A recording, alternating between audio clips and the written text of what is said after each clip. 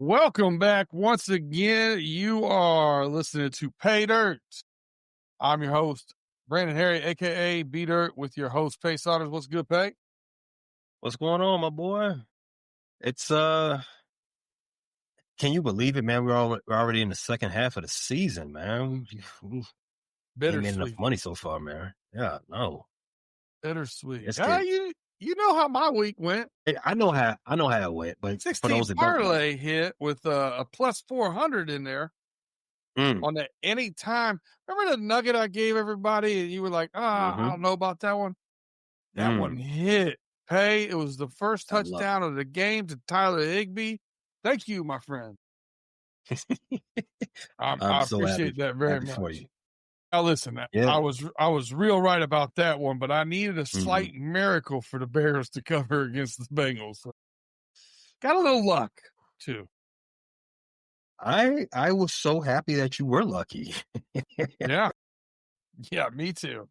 But hey, we went 3-3 last week with our picks. Kissed your sister. 53% for the season. So we gotta start finishing with a bang here. It's hmm time. It's time to ratchet things up. We need 4 wins or more this week. Period. Point blank. I'm with that. I'm with that. And with that said, let's get into it, man. I got food on. I got food in the oven. You got a wife you got to feed, and we got bills to pay. So let's kick things off. Let's go right to Big Ten country, Saturday football. B, number one Yes, sir. team in those playoff rankings, man. I want to start with them. I don't think they're going to have any letdown from getting that number one attached to them. I think they're going to continue to stomp all over the competition. And this week they got Purdue. I like them to win. I like them to cover that game. But what I'm particularly putting in my slip is the under 48. Under 48 and a half. What it's under 47 now. 47.5 right now. Yeah. I still like that. I still like the under 47. Under 47 and a half for this game. Ohio State is in Purdue. Purdue's offense is not good. I'm gonna just start right there. They're not good. Ohio State's defense is a lot better than Purdue's offense. However, I don't think this is going to be one of those games in which Ohio State can just do whatever they want to all up and down that field. I like the game to be in the neighborhood of a 30-6, 33-3 type situation. 47.5, just a little bit too much for me. What say you? I see it a little bit different. Here's how I see it. You know, I watched this entire Purdue game last week against Michigan, and I counted 4, no less than 4 touchdowns that we left on the field. Listen, Bryce Underwood has shown some really good signs of talent and whatnot, but he has thrown some fastballs. We need to put air under the ball a little bit. He's missed on the deep ball a few times, and he definitely missed some really open receivers against Purdue. I think that plays into Ohio State's game hugely, number one. And number two, I also think there's some pettiness here with Purdue just playing Michigan last week and having a close game. I think Ohio State wants to come out here and make a statement to who they would refer to as the team up north. I think they come out and rout Purdue. I've got this, I don't know, 45-7. 45-7? That's tough. I mean, that's still in the neighborhood of what we're thinking. We both think they're going to rout Purdue, right? Yeah. I like Ohio State minus 29.5. And I don't know where you'd have to put that line north of 35 for me not to take it. Period. We see this game. We see it going the same way. We get into that finish line a little bit differently. All right. What other games in the Big Ten are you loving this weekend? Man, oh man, oh man. I have a weird sneaky suspicion about this one. I'm trying to find it on here where we at. Actually, let's just go Big Ten. Let's make this a little easier. So let's go here. Number 9, Oregon goes into number 20, Iowa. This is a weird one here for the Iowa Hawkeyes. They've actually scored some points this year. They've played, I think, better competition than Oregon has. You look now, that overtime win against Penn State doesn't look so great. You know what I mean? It didn't age well. I think going in to Iowa here, I think Oregon's going to have their hands full. Now, do I think Iowa's going to win outright? I don't know. Iowa also played Penn State close. They've also had a tighter game than they should, but they also only lost to Indiana by 5. I thought they looked better against Indiana than Oregon. I think this is going to be a close game at 6.5. I think it's a little too rich. I'll take Iowa plus 6.5 at home. I think they keep this game. I think it's a field goal, maybe a 4-point game, maybe a 24-20 game, 21-17, something along those lines. I like Iowa to cover. Wow. I kind of like Oregon to handle their business against Iowa, but I'm not super confident about that. I think it's going to be a close game, 9-10 points. I'm not in this game. I kept it off my slip just because of that. I like them to win by a putty, but it is close. But unsure. I'll give it that. So like Pay is abstaining. I am out on that. That's why I did not bring it up. I do have more in the Big Ten. What you got? So the other game in the Big Ten, I like the team that should have been number 1 in the playoff rankings, the Indiana Hoosiers. They are going to the same aforementioned Penn State squad, the Nittany Lions, who age like milk in the sun. That line is 13.5. Indiana 13.5 right now. Even so, they figured me out. It's a 2-tutty lead, a 2-tutty spread. Yeah, Indiana, I believe them to be the best team in college football right now. I think they feel a little disrespected by by Ohio State being in front of them. At least they should feel that way. Cignetti should get those guys up to go ahead and make a statement. I like a statement win over those Nittany Lions. What say you? You know what? There's a lot of unrest, unsurety at Penn State. Penn State's quarterback's also out. They tried to fight a little bit against Ohio State. I actually hit that one nail right on the head. I was telling one of my buddies who was just trying to throttle everything Ohio State, take Penn State to cover the first half, take Ohio State to cover overall. He did not listen. That said, maybe the same thing here. Penn State playing at home. Maybe they come out. Maybe they keep it close the first part of that first half. I like what you're putting down there with Indiana covering. I think Indiana 17, 21 points shouldn't be too difficult. Should not be. Do you agree that Indiana is probably the best team in the nation? They may have a better resume right now than Ohio State, other than Texas now is riding the ship a little bit. That helps them a lot. Even though Texas has just been sneaking by their opponents, like squeaking by. I like Ohio State. Eye test wise, I like Ohio State's team. If losses didn't equate to your resume, Alabama would have the best resume, but they've got 3 of the best wins, but they've got probably the worst loss in the nation. Speaking of Alabama there. Oh, segue. You like that? Yeah. I've been doing this podcast thing a little while. Professional segue right there. Alabama going to Death Valley. Oh, that's at home. No. I'm sorry. I read that wrong. Alabama is at home. And they're welcoming in the now suddenly Brian Kelly-less LSU Tigers. They are a 10.5 point fave. Well, 10-point fave now, just on DraftKings. Woo! Usually this game is very contentious. Usually is a back and forth affair, especially lately. There's been a lot more points than you would typically think for these two premier SEC schools. But now that the governor stepped in and said, Brian Kelly, get the hell out, I think that ship is a little bit of wayward. a lot more wayward than it has been, especially with the offense. The offense can't keep up in LSU. That's why they wanted that coordinator out of there. Guess what?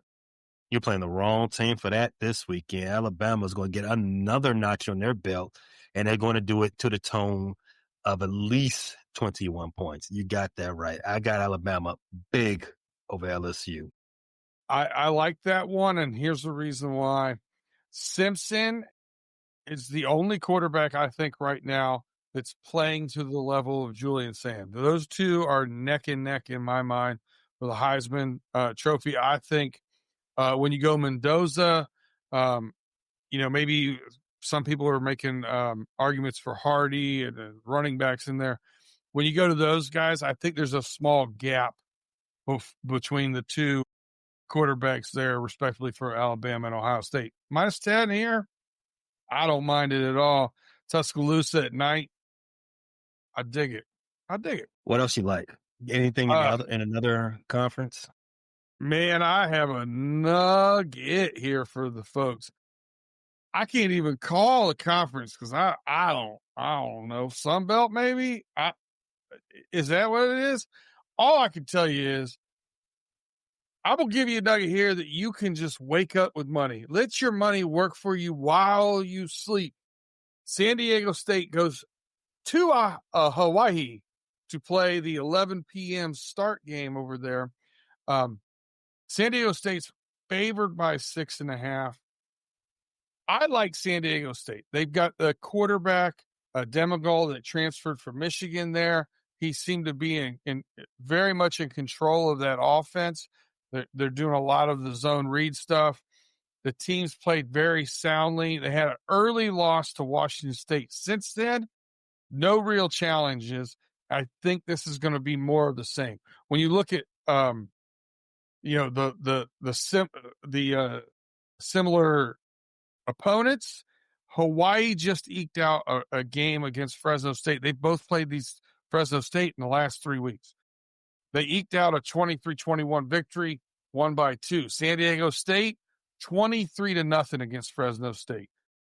I like San Diego State here, even though they go over to Hawaii. It's not that bad of a flight from San Diego. I take the -6.5 over the Rainbows. What do you think? This is a pretty flight. Yeah, it's mostly water. Your flight Sure is. if you're not skittish. But what we call this in the business is it's the chase of the game. Why? Because it's late. You got to win some back, and Hawaii is usually good for that. Especially if points is what you're chasing. You're taking it San Diego State here. San Diego State -6.5. I think they win by more than a touchdown. I like the rationale. I can't argue with it whatsoever. 6.5 might be a little bit risky, but I'm not going to disagree. No risk it, no biscuit. I'm saying put this one in your parlay and decide after the 7:30 game is going to be starting. How do you feel about your day at 10:30? Then you decide how much you're going on here. How many units you putting on San Diego State really is the only question. That's all that matters. How much you willing to lay on this one? How much you got to get back is really the question. All right. How many college games we got? Is that 6 so far? 6 back. Okay. We're starting off good there, B. We're starting off good. Not too much. Not too. Yeah, respectable. Because we've had some weeks we had 9 from Saturday. And we was like, well, this is going to be a bear. Pun intended. So let's take a quick break real fast and let's go get to the grown men football. You're watching live, you know what to do. Stay tuned. If you're listening on audio, check out our ad partners. They got something nice they want to holler at you about, but we'll be right back on the other side of this commercial break.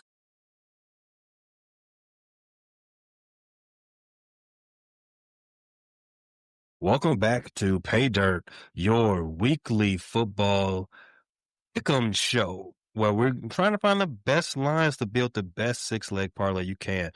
On this segment, we're going to talk NFL picks. B, I kicked off the last segment. Why don't you do us the honors this way? What's the first game on Sunday that you are circling down and throwing into your parlay? Well, do you have any thoughts? It's we're recording here just a little over an hour and a half away from the Raiders Broncos. Got any thoughts on this one? Any nuggets you can give me? I haven't seen anything that really intrigues me. And have you seen anything, or are we just gonna keep on going? Well, the line is 6.5 right now, right? No, In favor. 9.5. 9.5. Broncos I'm are favored sorry. by 9.5. 9.5 in favor of Denver. I think that's fair. Nothing is actually tickling my fancy. I don't think Jonte against that defense is tantalizing. JK and RJ, they continue to split evenly, no matter the type of defense they're playing. The Oakland Raiders defense is not good. RJ plus 25. I like RJ plus 25, but I don't think there's a lot of juice in that right there. Yeah, it's Minus even money. 183. Yeah. 103.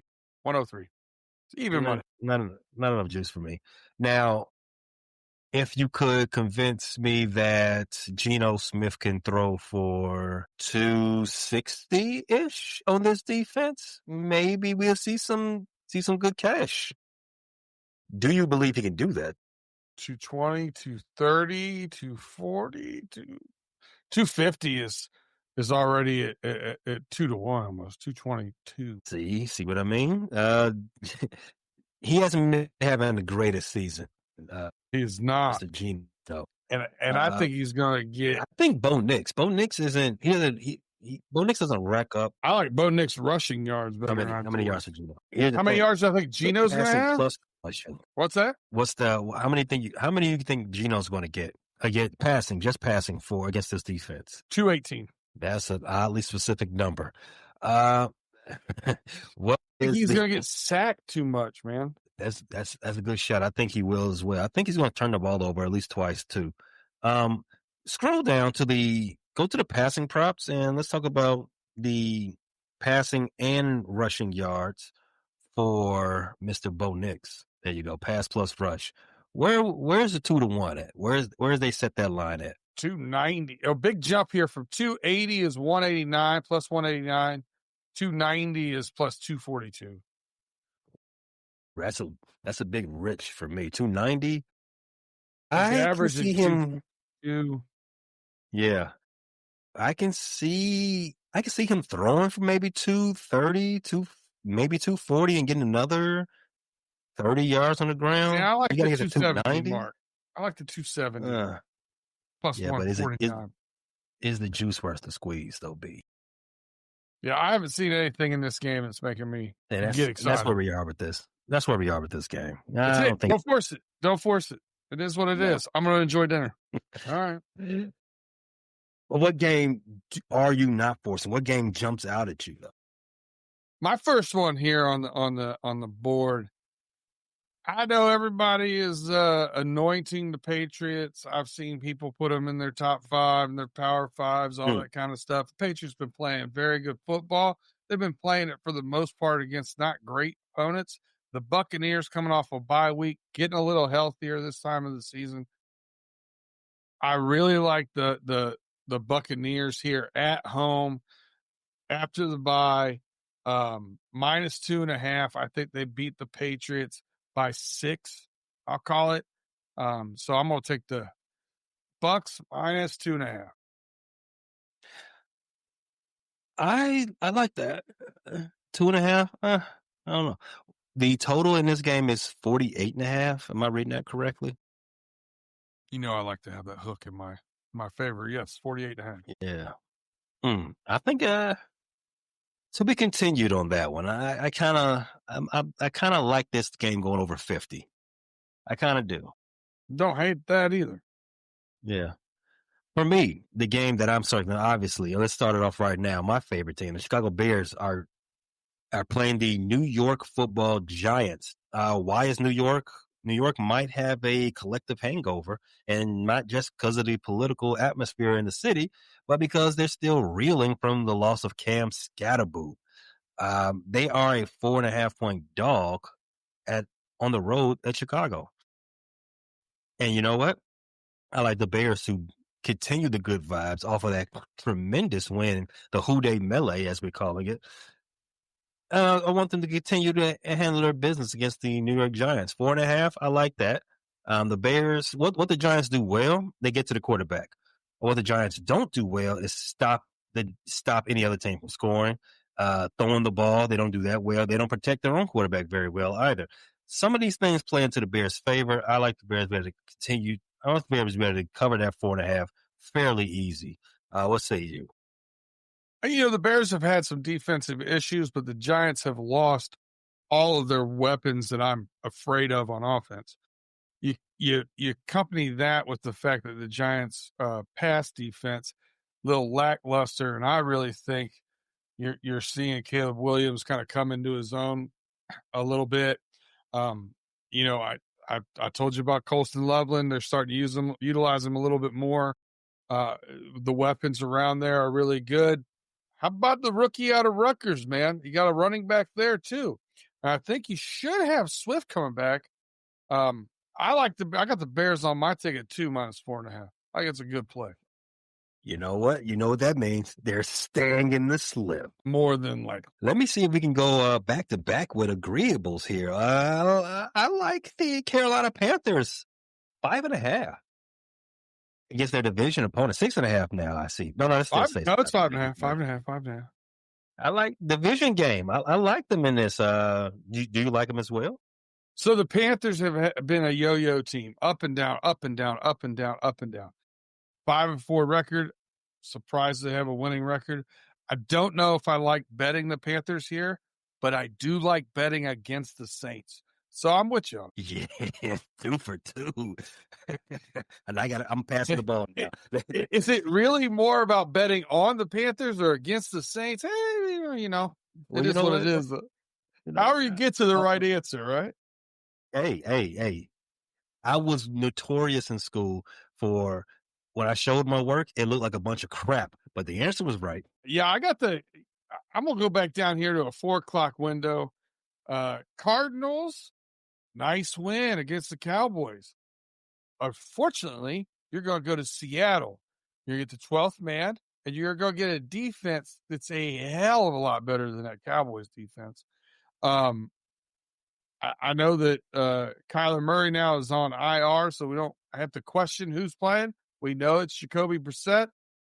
He stays on schedule a little bit more, but I don't think the Seahawks are going to be afraid of this matchup, and I think they win this. I'm going to say by 10. So I got the -6.5 on the Seahawks. I'm a little worried about this game. Division game, NFC West is notoriously random. And Arizona is the most random team out of the division. They win games they ain't no business winning, and when you think they're a good team, they're not. Jacoby Brissett, he's probably better suited for this team than Kyler Murray is in a odd way. I don't know, man. I don't know. 6.5 might be a lot to put on the shoulders for Seattle. I mean, no one expected Arizona to beat Dallas. And beat Dallas in the way that they did beat Dallas. Dallas could not move the ball at all. Do I expect Seattle to win? Yes. Do I expect them to cover 6.5? That's where the questions start for me, B. I don't know. All right. We'll debate that. How about this? Let me see if I can get one that you do like. The Detroit Lions. Tough loss to the Vikings, but they're going in to play the Commanders, who lost their quarterback in a blowout game where he should have been out already, especially coming back from 2 injuries already this season, one to a knee, one to a hamstring, coming right off of a hamstring injury. Why are you out there playing when it's 38-7? I don't know. Detroit -7.5 at the Commanders. I think it's a get-right game for them. I think they put it on them by 17. I'm with you there. The Commanders, their season's about to go up in smoke. Injury after injury all season long. We see this every year. You have a team come out of nowhere. They do things, and you think they're going to build on that success and become a juggernaut, only for injuries to derail them. This year, it's the Commandos who are getting the short end of the NFL parity stick. So, Detroit Lions, they are coming off a bad loss to a division opponent that they didn't want to have. So somebody's got to get the belt. Somebody's going to get the get back, and it's going to be the Detroit Lions. I like the Detroit Lions also by 17. Dig it. What else you got? You got something else I've missed? Well, you know what? That game, the Philadelphia Eagles against the Packers. It's not because I hate the Packers, but maybe it is. That game did pique my curiosity. Philadelphia's going to Lambeau. They are a 2.5-point dog. The defending Super Bowl champions, 2.5-point dog against those Packers who lost to the Panthers last week. Do we think the get right game is going to go in favor of Green Bay as well? I don't think that, but what say you? Man, I'll tell you what. When you start looking, Jaden Reed and Tucker Kraft would be Love's best two weapons out on offense, both of them on IR. You look at Matthew Golden, questionable, Christian Watson, questionable, Savion Williams, questionable. You got two offensive linemen questionable. You have the entire defense is marked questionable. Linebacker on IR. Like it seems like they're one of them getting stuck here with a little bit of the bug too. When you specifically look at them on offense, they have had really poor showings against the Carolina Panthers, against the Cleveland Browns. They've had some weaknesses, kind of bring their head up. Tucker Kraft has been the one bright spot for this team in my mind. Now Josh Jacobs against teams that are weak against the run, he can carry you through that week. He can absolutely bell cow carry you through that week. Guess what? Not against the Eagles. I think they're too stout on their front seven. I think the Eagles not only cover the spread, but they go into Lambeau and win this game. 2 losses in a row in Lambeau. Rough. I love to hear it. I'm with you as well. I like Philadelphia winning 24-20. All right, in that same frame. Listen, Philadelphia has won a lot of close games this year. They know how to win ugly.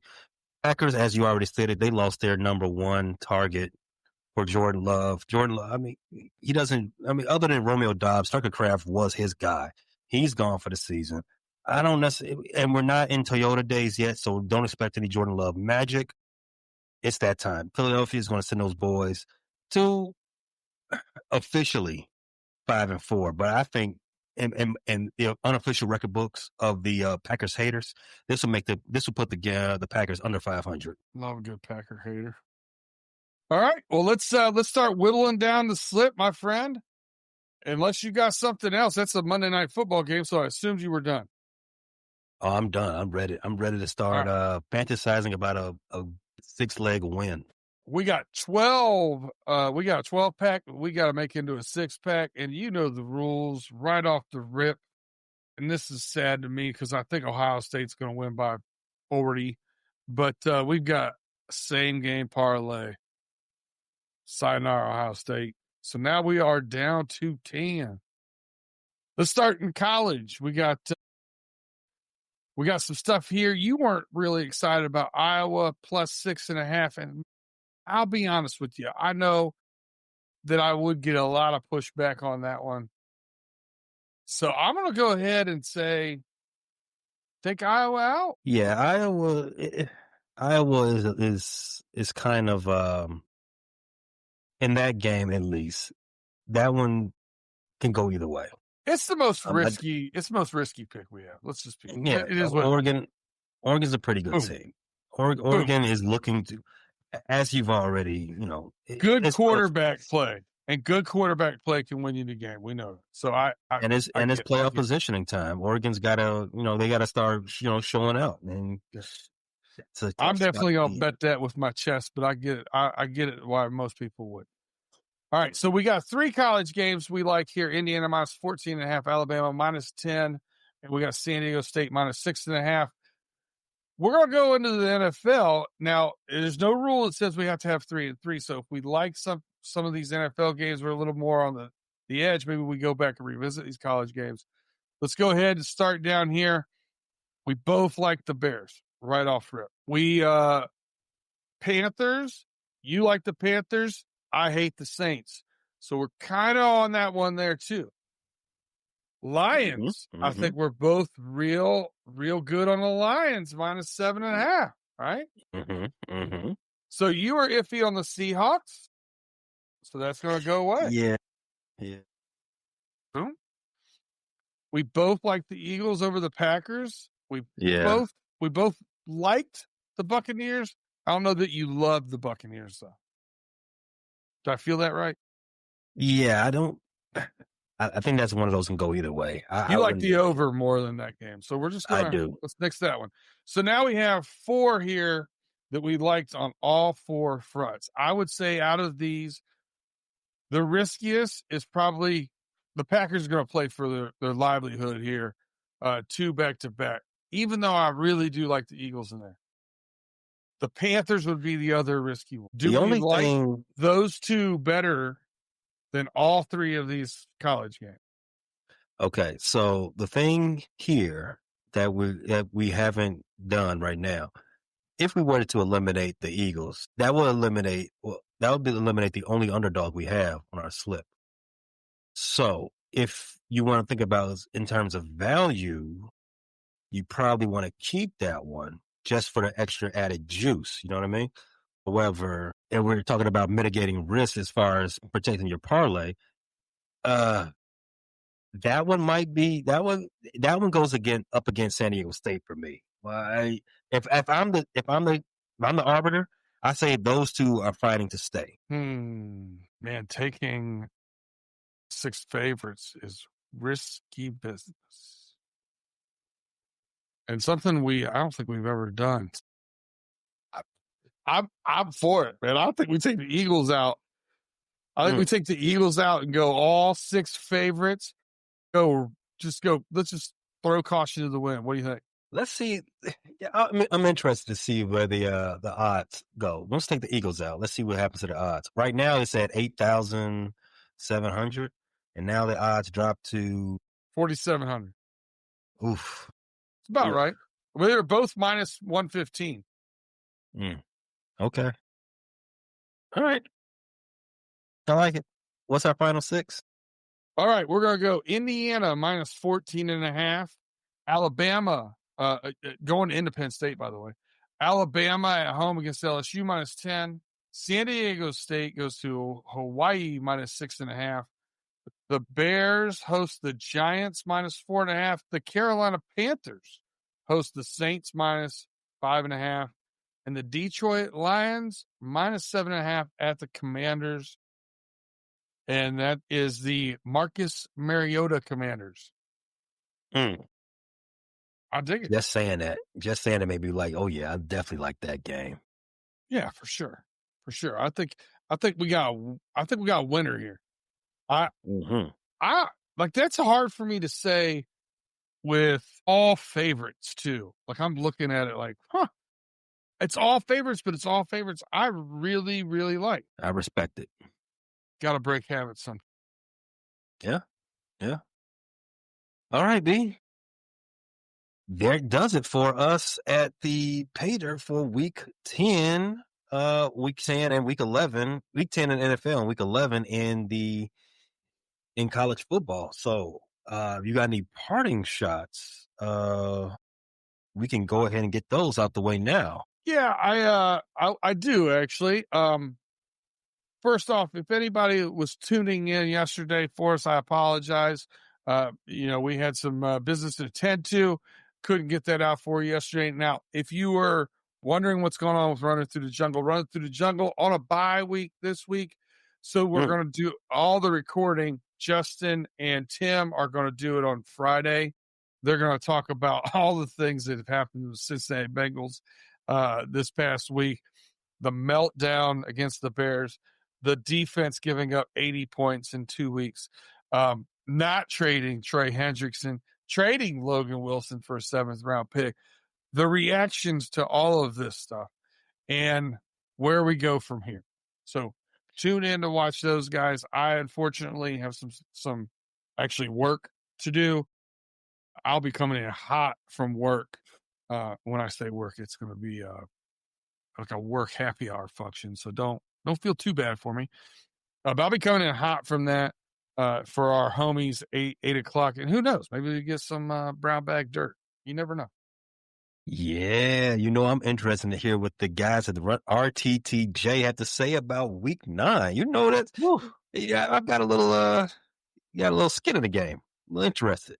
And if they don't say it, and I believe they will, I really believe they will, knowing those guys, especially Justin.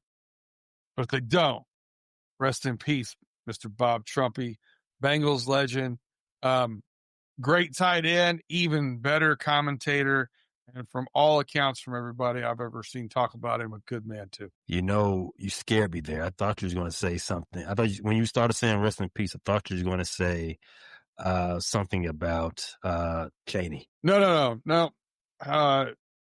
Halliburton going strong. See ya. Yeah. All right. Yeah. So speaking of Mr. Cheney, stay warm. B, take us home. Hey guys, we appreciate you rocking with us. We will be back here again next week. Hopefully back on Wednesday, but you never know. Just get the notifications. Check us out. Listen to us wherever you get your podcast, and meet us right back here next week as we hit PayDirt.